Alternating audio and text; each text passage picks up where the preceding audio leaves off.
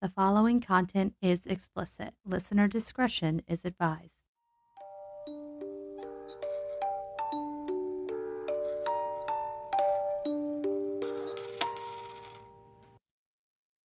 Welcome, everybody, to the Redrum Podcasters and our first official episode. Whoop, whoop. Yay! So, Natasha, how the hell are you? Tired. I am very, very tired. Switched the schedule at work. I've got, for whatever reason, I can't sleep. I'm up every hour. I'm like a newborn little babe, only, feeding me and burping me doesn't make me go back to bed. So this morning my alarm woke me up, but we are cruising. I've got a little bit of a grumpy kid at home, and he's a little spicy. So we've been having to deal with that this morning. So he got to experience the demon mom this morning. How are you this morning, since you had to work and I did not? The longest 4 hours of my life. It is the Friday before Memorial Day weekend. No one is at work. Like, it was empty. Ooh, bet you got a good parking spot. I did. I got to park somewhere where I normally don't. See, stay positive. It worked out because I woke up literally when I'm supposed to be in my car leaving my house. Oh, no. Still made it on time, clocked in on time. Golf clapping, you just can't hear it. Yeah. But yeah, so just as a heads up for you guys, whenever we're sitting here kind of catching up, we might work in the same place, but we never see each other. We are on different levels of the building and they never cross paths. Yeah, I think I've been there for a little over 2 months and I have not set eyes on you at work except one time. And that was just in passing. So it's kind of crazy. And it was kind of like, hey, how's it going? See you, gotta go. Yeah. All right, so this week, we're going to probably switch it up a little bit. We might have 1 week I'll start, 1 week she'll start. We'll see how it goes. But I think this week we're going to have you start, correct? Yes. Awesome. I'm locked and loaded and ready to go and very interested to tell you about this story that I have. All right, let's get into it. All right, so let's get into our true crime mode. So I'm going to start this one out. It's kind of local. It is from Indiana. It's the story of Stacy Payne, and it's from July 11th, 2001. I don't think I've heard of this, and that's, I know 20 years, it seems like a long time, but I feel like that's fairly recent. I'm from around here. I've not gone anywhere. I should have heard about this. Yes. July 11th, 2001 in Dale, Indiana. Stacy Payne and her sister Melissa were the only two home as it was summer, and they were only 15 and 14. So Stacy was 15 and Melissa was 14. Okay. Melissa was sleeping upstairs. She was taking a nap while Stacy was getting ready to go to work, while everybody else in the home had already left for work. So she was just waiting to get her ride to go to work. So while she was waiting, Roy Lee Ward was pretending to look for a lost dog and convinced Stacy to let him in her home. If you could hear an eye roll, you would have just heard it. Yeah. My lost puppy. Personal Come safety help me. 101. There again, 20 years ago doesn't seem like a long time ago, but times were also very different. I've learned a lesson too from all these true crime things is don't help anyone. Be an asshole. Don't help anyone. Stay safe. So after convincing Stacy to let him in the house, Ward attacked her. And Melissa was awakened by Stacy's screams, and she came to the top of the stairs and saw Ward on top of Stacy and could hear her pleading for him to stop. I totally forgot about the sister.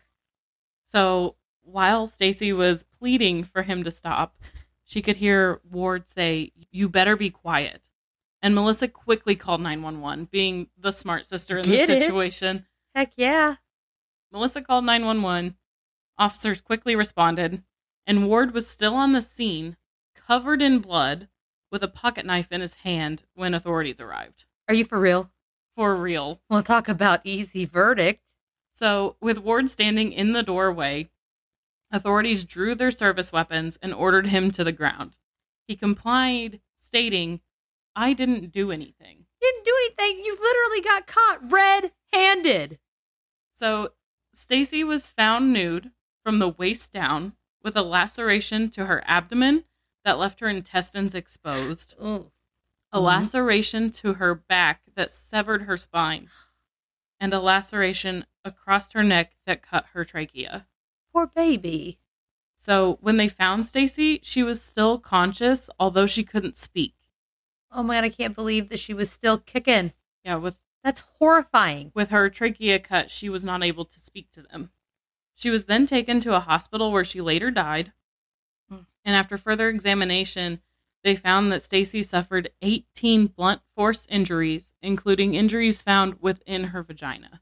Stacy's DNA was later found on Ward's genitals, further confirming the rape allegations. Oh my God, this man, lock him up, string him up.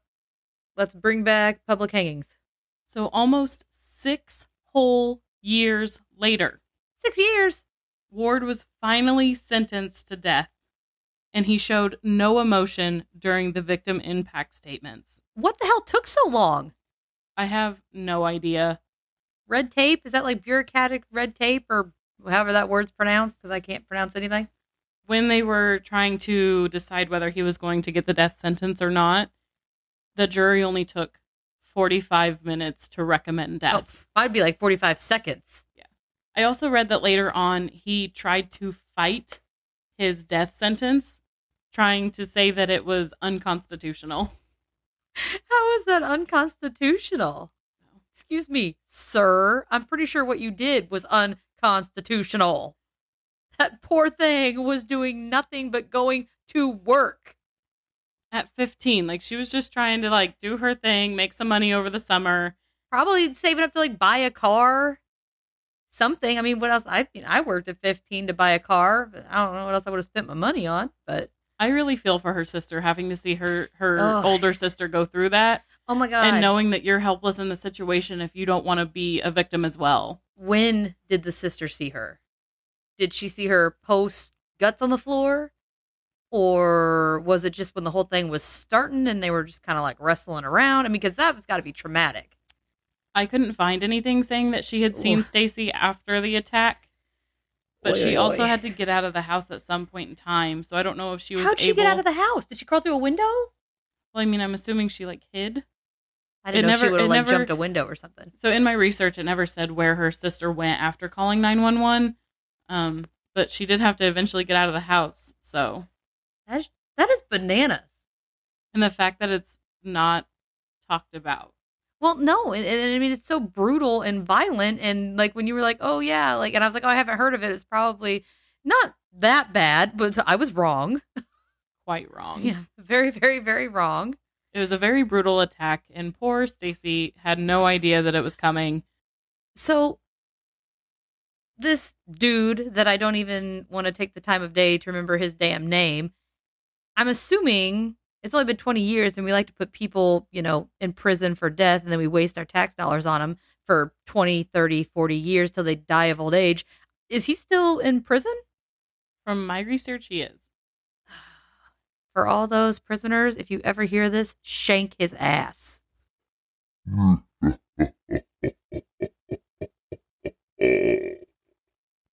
Welcome to this week's Inner Bitchin'. Our topic today is interesting facts about cereal. Number 1. In the 1950s, Snap, Crackle, and Pop had a fourth wheel named Pow. Number 2. Athletes have been on Wheaties boxes since 1934. Number 3. Tony the Tiger was replaced by Katie the Kangaroo in 1953, then brought back. Number 4. Cocoa Krispies have almost no chocolate. And number 5. All Fruit Loops are the same flavor. Now, back to the show.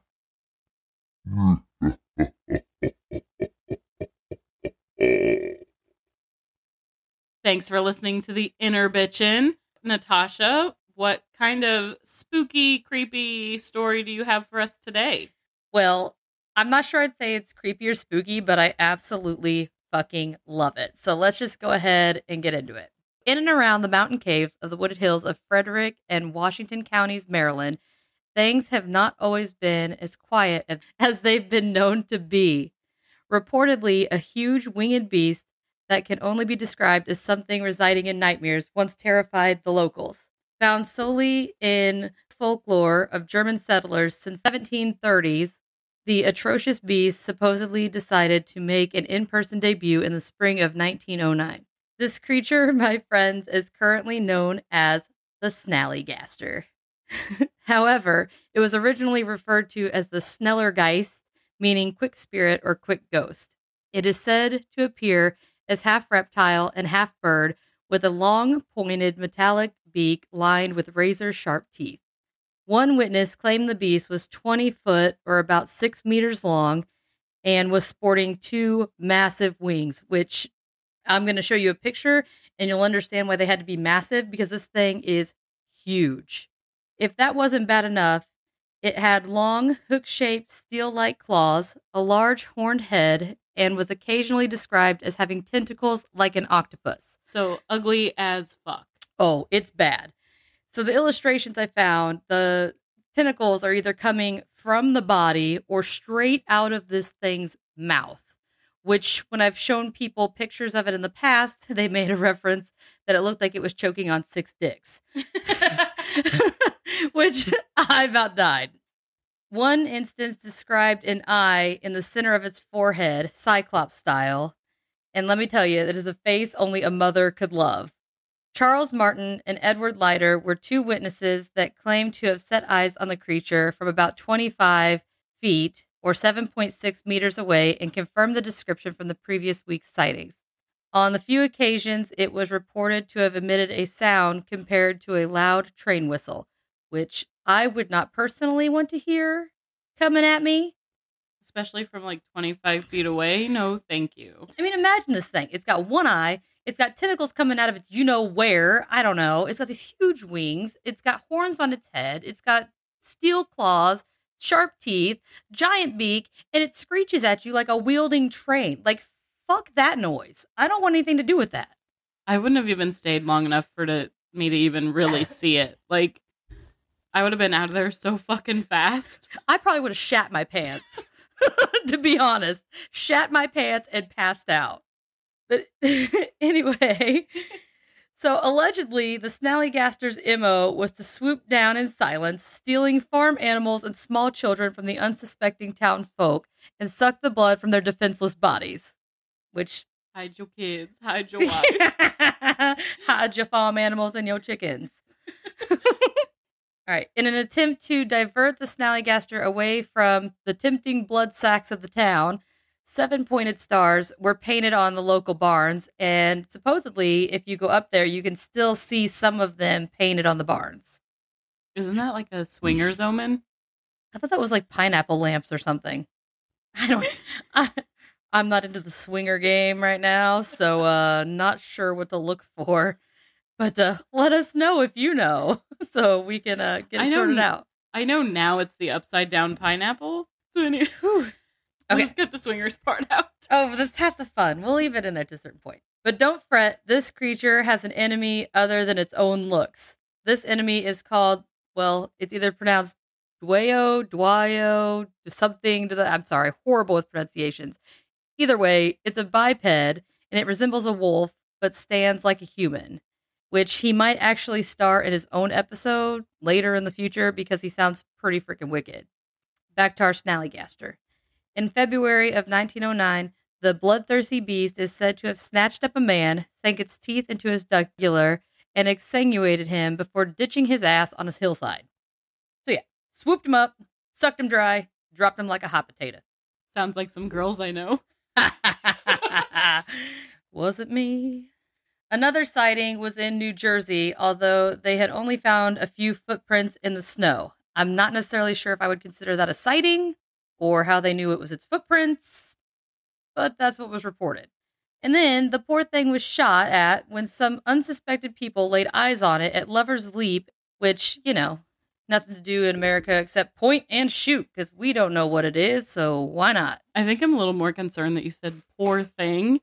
This thing sounds fucking vicious. Well, it maybe had a restricted diet and only killed a few people at a given time. Maybe. I don't know. I try to give the benefit of the doubt. The poor thing's ugly as hell. You gotta get it some slack. It's even said to often have been observed soaring back and forth having the capability to manipulate its color, size, and shape on demand. So, if it can do all of those things, why the hell does it look the way it was described? I was going to say, what's the point of saying what it looks like if it could literally look like anything? Oh, look, a waffle. Might be a Snallygaster. I don't know. It could just mimic the farm animals to feed on all of them. You know what? That makes a lot of sense. Be like, where'd this sheep come from? Baba black sheep. And it's really not a sheep. I don't know. It just lost an eye. Then, a West Virginia resident said they found what appeared to be a Snallygaster roosting in their barn and laying an egg that was the size of a barrel. I mean, huge egg. That poor bird's asshole. Oh, well, don't they have something like in their gooch area that they shoot eggs out of? There's a word for it. I just can't remember what it is. But it's not quite the taint, but it's not quite the booty. You know what I'm talking about? All I gotta say is I've birthed 2 children. That poor bird. Well, chickens, they have like a certain spot that comes out. I'll have to look it up. Man, now you got me thinking about that. Maryland's first reported close-up encounter began when a man stumbled across the sleeping monster near a brick-burning kiln. Upon acknowledging its cover was blown, the beast let out an ear-piercing screech and flew away all pissy. I'd be upset too if somebody woke me up from my nappy nap. As us with other children also know, you never wake them up from their nappy nap, because they get cranky. Near Hagerstown, south of Middleton, again at Lover's Leap, as mentioned previously, as well as over the mountains between Gapland and Burkittsville, where it was said to lay another enormous egg, which I want to know where all these eggs are coming from. Like, where are they at? I want to know what the people are doing whenever these eggs are being laid. Like, dude, town all-you-can-eat scrambled egg buffet? I mean, that's what I would guess. It could work. At the same time, there were tons of other reports that people had seen this beast flying around. It actually became quite the craze. The Smithsonian Institution even offered a reward for the hide of the creature. I guess catch and release was not an acceptable method. Not for that thing. I'm telling you, maybe he's just real ugly and he just needs a hug. He just needs a hug and a haircut. I don't know. More like a tentacle cut. Oh, ugh. Now all I'm thinking about is those 6 dicks in its mouth. Jesus. Even President Roosevelt supposedly considered canceling his scheduled safari to join the hunt for the beast. Now that's a man's man. He's like, suit him up. We're going hunting. The heck with the safari. We got a beast to catch. At least one of them's willing to do something with the... Well, I guess people came out in troves trying to catch this bird. Well, bird, beast, dragon thing. I don't know what you would actually classify it as. Literally anything, as it can shapeshift. Yeah, that's no joke. They're just going to be shooting at anything that moves. Good old America. The last sighting in Frederick County was in March of 1909, where it was duking it out with 3 men outside a railroad station for almost an hour and a half before it sought refuge in the woods of Carroll County. There were no more reported sightings until 23 years later, and many assume that the sighting was actually just the babe of the OG Snallygaster back in 1909. Probably from all those fucking eggs it laid. I know, right? So they're saying maybe they only lived for 30 years or so, and that's why they saw them so spread apart. So then my question is, if this Snallygaster laid the eggs, where's the male Snallygaster to fertilize said eggs? You read my mind. But there were so many sightings reported, who's to say that they were all the same Snallygaster? Very true. And maybe the difference between some having horns on its head versus some being reported without horns on its head has something to do with the gender. Or maybe the females are the ones with all the dicks in their mouths. And AKA tentacles. Get it, girl. And the males are the ones with the little pretty tentacle skirt. Oh, what? Or vice versa. That's no shame true. in your game. Here's the problem. We have this poor little babe. They think it's the last one. And he gets sighted in Washington County. You're still saying poor little thing? As yes. if it's not a monster. This one might just be a baby. It might just be a little pup. I don't know. Maybe he's got to be over the age of 21 given the next part of this, because... You're doing like the classic like white girl thing where they're like, you can make anything a pet.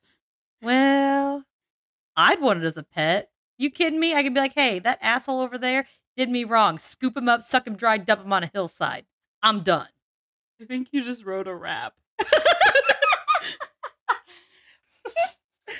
Hey, you gotta do what you gotta do. So this thing was seen flying over this distillery, and as it's flying over this 2,500-gallon vat of alcohol, apparently it was just consumed with the fumes and just had to get closer. Well, it's not the smartest. Flew into the vat of alcohol. So people be drunk on Snallygaster? Is that like a new brand? Oh, no. Because here's the thing. We had some revenue agents, God love the government. And they quickly arrived on the scene somehow and claimed to have destroyed the vat, the carcass, and conveniently any other evidence of the creature that may have been able to shed some light on the elusive cryptid. So they came up, they lit the bitch on fire and burned the whole place down. That's what they want you to think? They took it to Area 51.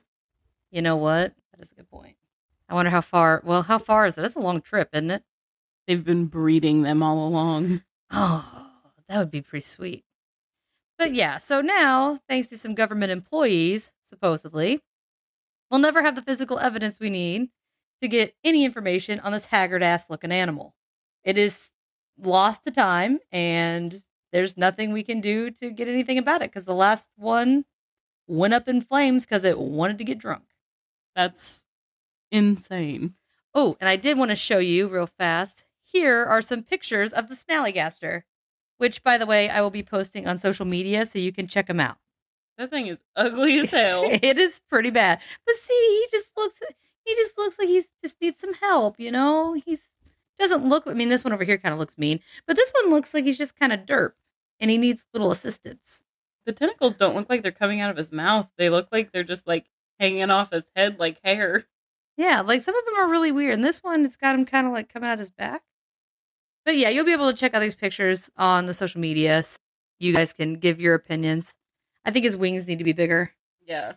But yeah, so that is a Snallygaster. Ugly ass bird that likes to get drunk. Same bird, same. What a story. That was a little intense and a little crazy, and it was awesome. It's okay. It was the first time. Maybe I'll get my wiggles out. I'll get my giggles out and learn how to talk right. Yeah, it definitely is like a heads up. Kind of bear with us for these first few episodes as we kind of find our footing in this whole thing. We are definitely very new to this, but we were having so much fun. Yes, and we definitely hope that our fuck ups and giggles and that kind of stuff get you guys laughing and you have a good time. Because, like I said in our intro, I'm here to have a good time. I'm hoping you're here to have a good time. Yeah, some of the stories or parts of the stories might not be very funny, but we'll power through them, and overall, just uplifting. I want to let you guys know we are out there on Instagram. We have Twitter. We have a Facebook page. It's all the Redrum Podcasters. You can find it anywhere on there. When we get this episode posted, which you'll already be listening to it by now, so you clearly found it. But future reference, we are on Amazon Music. We're on Apple Podcasts. We're on Spotify. We're on Podcast Addict. And there's a few other ones where people find it. So whatever you listen to, try to look us up. If we're not on that particular one, you can shoot us a message on any of the social medias, and we can see about getting entered in on your platform that you listen to. We also have an email, the redrumpodcasters@gmail.com. If you have any story ideas, input, anything like that, feel free to contact us on there. I think that pretty much sums up everything.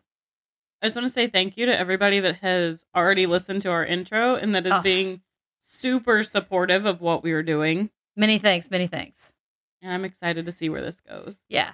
So I get it. Spread the word. Like I said, even if it's like, it's mediocre, you don't know. Maybe your friend will love us. Maybe your friend will hate us. Either way, it's cool. Just spread the word. All right. Thank you again to everybody for listening, and stay strange.